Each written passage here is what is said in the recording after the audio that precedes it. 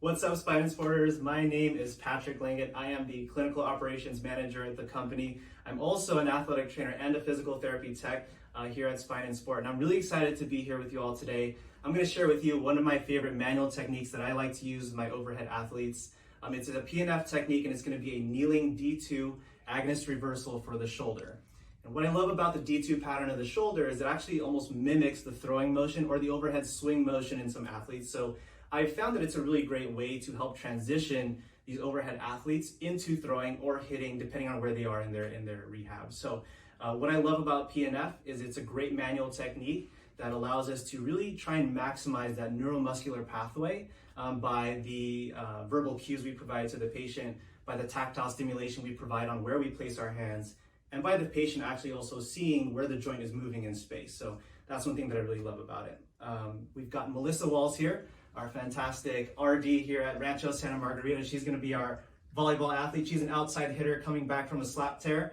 So we're going to get her back into that hitting motion. We're going to start with this D2 pattern. So as we know, the arm is going to be straight. We're going to keep the wrist and the fingers extended. Starting point is going to be at about 30 degrees here. My right hand is going to be on the dorsal side of her hand, creating a lumbrical grip. I don't like squeezing because sometimes that can confuse the patient on the direction that we're going. So lumbrical grip right on that dorsal side. My opposite hand is going to be on the scapula, so that we maintain tactile stimulation there. It's going to be an eccentric pattern, so she's going to control me as we go down into extension, adduction, and internal rotation. So we're going to go nice and controlled. As we cross the shoulder, we're going to add a little bit of trunk flexion, so we get the core involved. No resistance on the way up.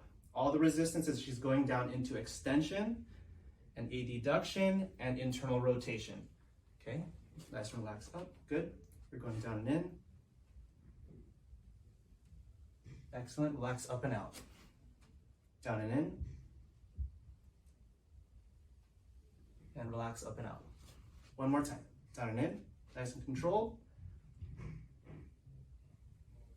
And relax up and out. And there we go.